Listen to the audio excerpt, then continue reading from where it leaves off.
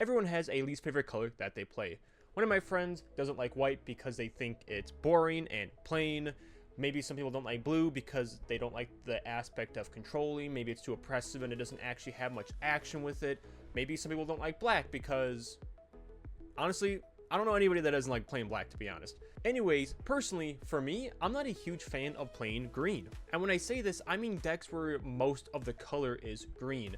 Like my Auntie Ul deck has rapidly become one of my most fun decks that I just love to play and whip out, especially like newer pods. But it's mostly black and red with a splash of green. All around, I'm not really too much of a person that plays green. I try to stay away from it rather than anything else. And today, I want to explain why I don't like playing Toph, the first metal bender. For some backstory, I went to the Avatar pre-release event, and I wanted to make a deck based around whatever I got there. Besides Azula, which I already made a full proxy deck the day after it actually came out, which is kind of crazy. Decided to scrap that. Maybe we'll talk about that in a later video. But whatever I would get, so like maybe Ozai, I wanted to make maybe a Iroh, the grand one, which I did actually make that later, which I'll may make a future video about that one, or maybe even just Ain, whatever. I was with my best friend, and out of all that we got, out of all the packs, we both only pulled, like, I would say more of the playable commanders, like the bigger ones. We both got Toph, the first metal bender, and I'm a man of my word, so as soon as I pulled that, I was like, okay, whatever, I will be making a Toph deck. Now, Toph, the first metal bender, let's see what she does. Non-token artifacts you control are lands, in addition to the other types, so great for comboing off. At the beginning of your end step, you earthbend too. So all around, you're earthbending, and especially with artifacts, it gets kind of crazy. Another kind of Toph card that I pulled soon after was Toph, Hard-Headed Teacher. Also, I'm pretty sure this is AI art. They try to sneak this in. I think it was talked about a little bit by other people. Heads up. I don't know. I'm not really a huge fan of it. But anyways, whenever you cast a spell, earthbend 1, and doesn't matter what kind of spell it is. It could be a sorcery, instant. It can even be an artifact, which you're casting a lot of artifacts in this deck, mind you. So all around, you are earthbending all the time. Also, Annie Joins Up is a great addition to this deck. Deals 5 damage to target creature or planeswalker an opponent controls when it enters, and if a triggered ability of a legendary creature you control triggers, that ability triggers an additional time. So there are times where my whole board, everything on the field pretty much has a 1/1 or +1/+1 counter or 2/2 or whatever it is. Like my whole field is pretty much earthbended, right? So off rip, we already have things that synergize really well with each other. Green, red, and white. Oh my gosh. I don't know what the color combo is called, but it's something I've never done before, so let's get cracking. Now let's see what made this deck so powerful. Starting off, I'm going to show you the lands, or not the lands, well, they are lands in this deck, but the artifacts I chose to add in this deck to really pop off. We have All Fate Scroll, which is just a mana dork, but it also sacrifices itself to draw X cards, where X is the number of differently named lands you control, and you have a bunch of differently named lands because all your artifacts are different lands. Another draw mechanic from the artifacts itself. You pay 10, sacrifices creature, it deals 3 damage to any target. Target player draws 3 cards and gains 3 life. This ability costs X less to activate, where X is the number of differently named lands, and guess what? Usually that's 0 or 1 or maybe 2. And with the earthbending mechanic, you are constantly sacrificing these things, and they come back onto the battlefield. If you're not really familiar with earthbending still, whenever the card would get to the graveyard, die, or gets exiled, if it's earthbended, it just comes back to the battlefield tapped. So all around, you are getting these consistent triggers and value from these artifacts to pop off and then come back onto the battlefield.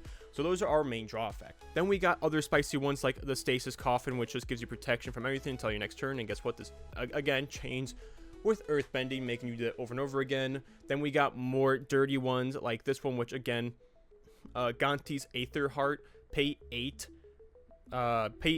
energy. Oh man, I am really bad at putting this in the thing. Pay 8 energy, take an extra turn after this one. It comes whenever another artifact enters the battlefield under your control, you get 2 energy, and all the time you are putting artifacts back on the field because they are being earthbended. So again, with the things like sacrificing them, they come back on a play and you keep getting 2 energy. You can pretty much loop. I mean, especially when you're going crazy with Toph, Annie Joins Up, and the other one you're constantly getting a bunch of these trigger effects where you keep getting artifacts back on the field, giving you energy. So basically, once you got a good combo down, you can really take extra turns over and over again. We also got Mindslaver, my bad, for sacrifice it. You control target player during that player's next turn, and again, it comes back, so you pay for, you control that player's turn, is also very dirty. Some low-key ones, we got Peter Parker's Camera, which I'm just a huge fan of. I've had this card in so many of my decks just to get additional triggers of activated abilities or triggered abilities. Great. Another low-key thing I like, Manascape Refractor. Has all active abilities of all lands on the battlefield. You may spend mana as though it were a mana of any color to pay the activation cost of this card. And all of your artifacts, guess what, are lands. So that thing goes with every artifact that you have. A really good add-in, I would say. So we got these huge payoffs with these artifacts. There's a couple more in there. Well, I don't really know, but no, I do know. There's not really many more. I don't know why I said that. But overall, sorry, my cat was shaking her head. But overall, we have these like main core artifacts that just do a great job of either controlling the board state, getting great value, or drawing a bunch of cards. Then we have things that go along with sacrificing creatures, so we can, again, you know, abuse the fact that it is Earthbending, of them leaving the battlefield, so they will come back on the battlefield. We got Oswald Fiddlebender. Sacrifice an artifact, search your library for an artifact card with mana value equal to 1 plus the sacrificed mana artifact's mana value. Put it onto the battlefield. You don't, you know, put it to your hand. So it's great. Oswald is such a great addition in here. Being able to just sacrifice one of your artifacts that just comes back on the battlefield anyways to search your thing for a +1, which you have just so many different ones. Like there's 2, 3, 4, 5, and 6. Like I think 6 is the max. It might be a 7-drop artifact in here, actually. All around, though, like, lots of great searches, and they come back on the battlefield, so you can just get more artifacts later on. Great add. For just basic card draw, we got Spinner of Souls. Whenever another non-token creature you control dies, and may reveal cards, just put that into your hand if it's a creature card. Put that, or it's the card on the bottom of your library, so just good draw. We got Evolving Door, another search spell. Sacrifice a creature, count the colors of the sacrificed creature, then search your library for a creature card. That's exactly that many colors +1. Exile that card, then shuffle. You may cast the exiled card to activate only as a sorcery. So more searching, more being able to just search for what you want when you really need it. Another one like the Spinner of Souls, we got Evolutionary Leap, sacrifice a creature, but like this one is the sacrifice thing itself. Which we have a bunch of other sacrifice things, so like the other ones will activate on themselves, which, hold up, this is more like the Spinner of Souls, pretty much the same thing. Whenever a creature controls the +1/+1 counter on it dies, draw a card, which your, what do you call it, your Earthbended stuff has +1/+1s on it, so you are drawing cards most of the time. Evolutionary Leap, though, is just another creature draw spell. So there you have it. We have some good artifacts. We have some good values for those artifacts. And now let's check out a couple other things that this deck really loves to do. One thing I love in this deck, there's a bunch of like these low-key ones. I love Heaped Harvest. When it enters or when you sacrifice it, you may search your library for a basic land, put it onto the battlefield tapped. So with this one, it dies and you get 2 lands every time. It is so crazy good in this deck that you're just constantly getting value. Again, you can sacrifice using the other things that you have to search for other artifacts, or maybe you're drawing a card from sacrificing it from Evolutionary Leap, or blah blah blah, whatever it is. You're sacrificing this thing over and over again, and you're getting a lot of cards and probably card draw and value. We then have one of these ones where it's like you sacrifice a land, and if you do, you search your library for up to 2 basic land cards, put them on the battlefield. Again, this is one of the ones where like you sacrifice a land, it comes back on the battlefield anyways because it was Earthbended, so you don't actually lose a land. On top of this, you can also Earthbend this thing because it is an artifact, getting this value over and over again. And then we have the instants and sorceries that are also sacrifice a land, search your library for up to 2 basic land cards, again negating the sacrifice land. Again, it's kind of the same thing, but if you have a creature with power 4 or greater, instead you get 3 lands, so another great one. Harrow, another one that just does the same thing. And then we have 2 basic ramp spells like this. These, I have a lot of the 2-drop artifacts in here as well, so that way you can get Toph on turn 3, as you kind of do with commanders these days. But yep, just 2 Rampant Growth and Farseek to try to get Toph out a turn early. So now that we have a bunch of the value and the artifacts going over, and the ramp, let's look over cards that I just truly like to have in this deck. For some great finishers, we have cards like Avenger of Zendikar. When you enters the battlefield, create a 0/1 green plant creature token for each land you control, which artifacts are lands again, so you're creating a bunch of lands or a bunch of plants, and then it has the landfall triggered and giving them all your plants +1/+1. Again, we have all these sack outlets, all these things that recur the lands or the artifacts lands over and over again, making the plants bump up really fast. And then we have like Rising Day in here too to give that haste if we really need to. Another kind of finisher is the Pyrewood Gearhulk. I love Gearhulks overall, and they're pretty cheap, like money-wise. I think this was like $1 or something. I think I pulled this one anyway, so it doesn't really matter. But when this creature enters, other creatures you control get +2/+2 and gain Vigilance and Menace until end of turn. Damage cannot be prevented. Again, another great finisher in this deck. And then we have like Molten Duplication. Make a token copy that's a target of artifact, so you can abuse more of the artifacts that you have, or of target creature. So again, being able to do Avenger of Zendikar again, or Pyrewood Gearhulk to like really make sure, hey, we're getting the kill this turn on everybody. We also have Rhythm of the Wild. I think Fires of Yamivaya might be a little bit better in here, just because non-token creatures you control have Riot, and if you're trying to do the plant thing, you know, that doesn't necessarily get it. So I'd probably recommend getting Fires of Yamivaya in here as well. I'll probably remove the Rhythm of the Wild out of this to put it in my Eldrazi deck, because I think my Eldrazi deck has Fires of Yamivaya. Maybe I took it out for a different deck. Either way, I concede. Let's go to the other ones. All right, overall, I think this one is just great to have. A loading zone if one or more counters would be put onto a creature. Spacecraft or planet you control, twice that many of those kinds are counters to put instead, and it has a 1 for warp ability, which is really just great. Again, getting all these +2s and +1/+1s from the different Tophs, like you're just getting so many counters on your creature, so having that as a 1-drop is just super nice. We have Terra Symbiosis, another thing that goes with getting these +1/+1 counters to draw a lot of cards, which you are at least at minimum with your commander out on the field drawing 2 extra cards a turn at every end step, which is not every end step, but every one of your end steps, which is always just super nice. Let's get some landfall triggers. So we got Tamuk. Whenever a land you control enters, deals 1 damage to each opponent. Again, artifacts are lands, so you're just doing a lot of damage. You get to draw a card on the second one. This guy doubles the power of target creature you control. Again, landfall triggers are super good in this deck because all your artifacts are lands, so you're just getting so many landfall effects. It's actually insane.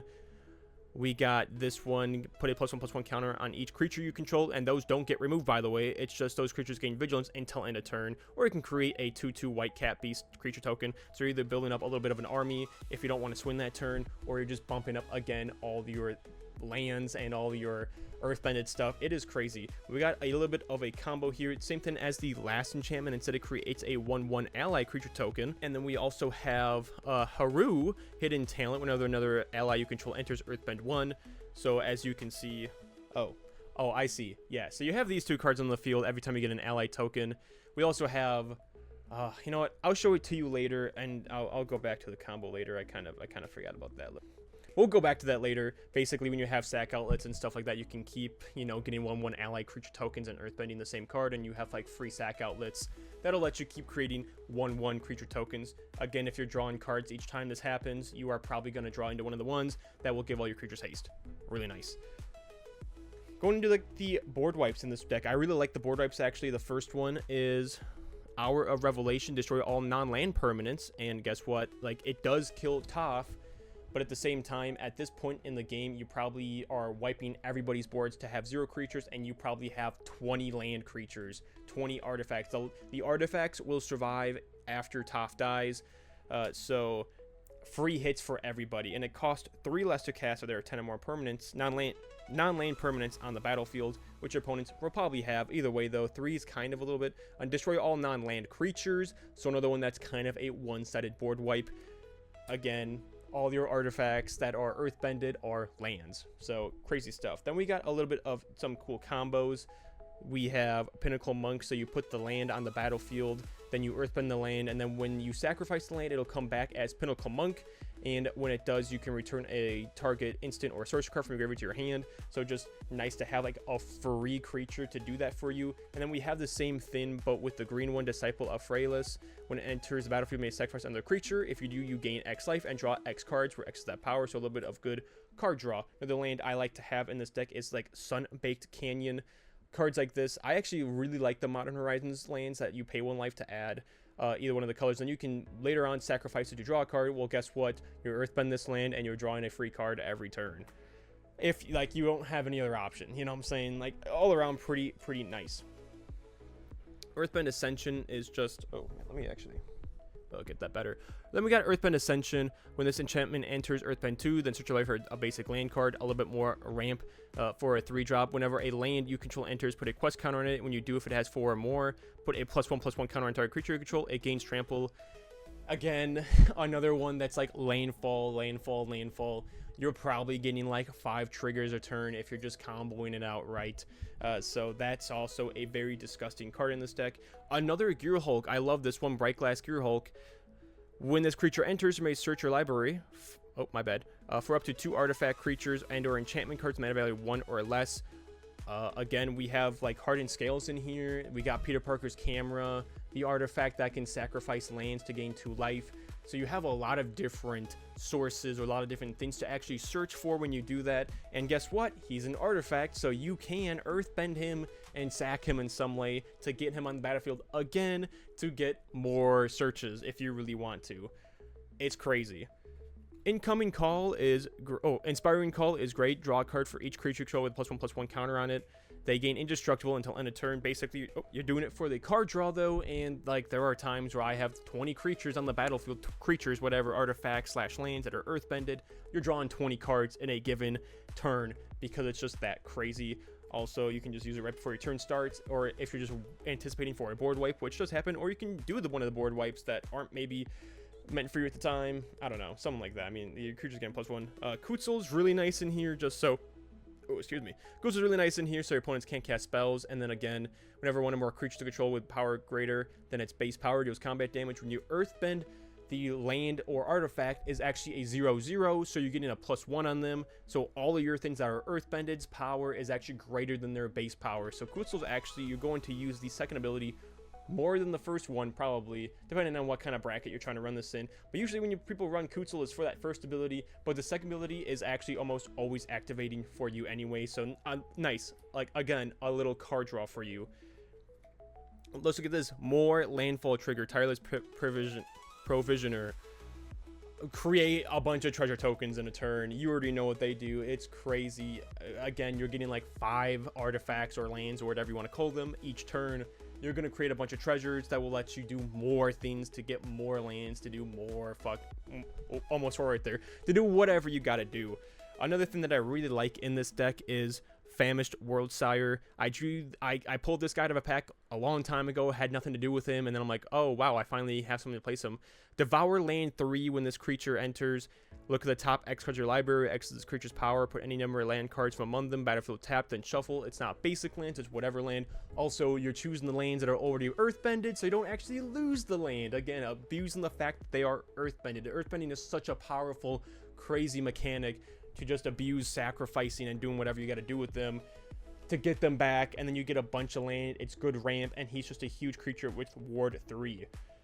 Zuhan Orb is the thing I was talking about earlier. You sacrifice land, you gain 2 life. Really comes in clutch whenever you need to. Again, you can also earthbend that, and so now nobody can actually take care of that, and you can just earthbend, or you can just sacrifice land whenever you want to gain 2 life and trigger whatever abilities you want to trigger as well. Then we have some good search spells like Primal Command. Target player gains 7 life, or you put a non-creature permanent on top of its owner's library, so a little bit of good removal. Target player shuffles his or her graveyard, so remove that graveyard hate, so it's pretty nice for that.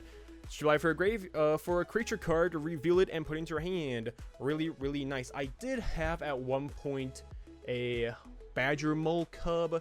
I took it out. I pulled the Badger Mole Cub from the pre-release event that I went to, put it in this deck at first, and it was really good, really gas. But man, for like $60, or I guess I think I sold it for $40 overall. Well, I made a whole deck. I don't like having really expensive cards at like $40 to $60 in my deck anyways, because I can just make a whole new deck at that point. I love to make these budget decks. So like I did have Badger Cub Mole out. If you have it though, really good addition in here. We also have Signal the Clans. Search your library for 3 creature cards, reveal them. If you reveal 3 cards with different names, choose one of them at random and put that card into your hand. This is one of the cards that I would, or Badger Mole Cub would be in the mix, but at this point, like I just said, whatever. All around, just great stuff. You can choose like the Avenger of Zendikar and the Gear Hulk guy to like try to do the finish of the games. Either way, you're probably getting a really good creature, and it's only 2 mana for an instant. It's really good early game. It's really good late game. Whatever you got to do, it's really nice to have. All right, I know that was a lot. We went through it all. Great, good stuff. All the stuff that I wanted to talk about, at least. There's a bunch of things that are like the 2 mana artifact drops that I have in there as well. All around though, like this deck is just very competitive and it's very good. Like it's good to play, and I win like as much as I really want to with a deck. It does its job very nicely. It's one of those things though, however, it is mostly green. I think I have 2 plains and 2 mountains, and then a bunch of, you know, dual lands, and then like probably 8 forests or something. Most of the deck, as you could see though, is green, and this is where I'm talking about where I don't really usually like to play green, but in this case, to abuse the fact that it's earthbending, you really have to push the green into this deck. All around, it's good and fun, but it's just so much work. I played it again like 2 nights ago. I didn't play this deck for probably a month. It's been a month and a half, I'd say, probably at least. And it's just because it's just so much work. I played it, and I have 20 creatures or 20 earthbended stuff on the battlefield. So like I have counters everywhere. I got to keep track of everything that is earthbended. I got to keep track of all these things. I have to have 20 dice on me pretty much to do all this stuff. I have to be searching for all my, I have to go through my deck and search all the time. Like the thing about a blue player is like, yeah, sure, you might hate Ristic Study. I don't personally play Ristic Study, but I'm just saying, like, for me personally, it's easier to have something that's continuous, that's like, hey, do you pay the 1? Like that's something that, yeah, you might forget a little bit later on, but it also keeps people engaged, right? Like for this deck, you can take 10-minute turns because you just, oh, let me go search my thing for lands. All right, I'm going to put these lands in the battlefield. Okay, now I'm going to sacrifice a creature and search my library for another creature card. And then you're going to keep searching more, and you're like, all right, now that I sacrificed this, I'm going to do this and this and this. And you keep sacrificing more lands to get more lands out of your deck. Then you got to sacrifice things to get the creatures, to do the thing. And it's just like so much work. There's so much to keep count of. There's so many counters that need to be placed on these creatures. And honestly, like, if it's 12, it's like midnight or 1 in the morning, and everyone's like, well, we can play one more game. This is like the last deck I'd pick. I don't want to play this deck in general. If it's like the very first game, maybe I'll play it. Maybe I'll push it out there. But like, again, like, it doesn't keep people engaged because my turns take so long. Maybe they're not even taking like super long, but like, it's something that if it takes more than 5 minutes, people get zoned out. People don't want to play against somebody that's searching their library on repeat for more different effects to do this, to do this, to do this. And, oh, I almost won the game. I think I might win. Let me think about what I have to do to win. You know, like, it's just something that keeps people clocked out of the actual game. And it's like why I just don't like playing green. And I know I built this deck like this. Like, this is on myself. But this is probably, like, the best way to make Toph, the first metal bender, actually perform. Like, it's a deck that wins, and it's really good at winning and really good at being consistent and getting things done and bouncing back from terrible board sites. Like, it can do a lot of great things, but again, it's just so much work, and that's why I just don't like playing green. I don't like being a big dude that has to keep track of so many things, and maybe other people do. I'm not putting green down in any way. I'm just saying, for me personally, I rather have people like checked in and like with a more controlled board. Say, like, I like to play blue. I like to play more Esper things, not necessarily all the time. Like, Anti-Ul is one of my favorite decks right now. It's not that much green, and like, yeah, there's counters in it, but I don't gotta keep track of like all this stuff because usually the creatures are dying. I only have 4 creatures that have -1/-1, and I'm making other people keep track of the things that my blight for them. You know, all around, like, it's fun at times, but man, it can just be so draining to play. It can be so long and tedious, and that's why I just don't enjoy playing green. And I haven't been enjoying playing this Toph deck. Again, though, I haven't played it in about over a month. I did play it last night just in a 1v1. Yes, it's fun. It was fun to play it and to look back at it, but it's one of those decks where, like, I like to play Anti-Ul on repeat. I could play that deck 5 times in a row, and I'd still be like, I can play it again if I really wanted to. This deck is like, I play it once and I'm done. Like, I don't want to play it again. Like, yeah, I did the thing. I did what I had to do. If I gotta play this 2 times in one night, man, I'm gonna be, my brain's fried, man. I'm not trying to keep track of 30 different lands and artifacts with 30 different counters on them. Anyways, what do you guys think? Do you guys have any colors that you don't like playing? Is there any reason, or maybe some decks that you don't like playing in general? I don't know. It's just one of those things where it is what it is, right? But that's how Magic is. Hope you guys enjoyed this video. Thank you guys for watching and staying tuned. I probably will have the deck list for this in the description below. If I don't, I'll be making it very shortly and soon. Might be a little bit of work. I might be kind of lazy with that. Hope you guys enjoyed it, though. Peace out. Thank you for watching. I'll see you guys in the next video. Bye-bye.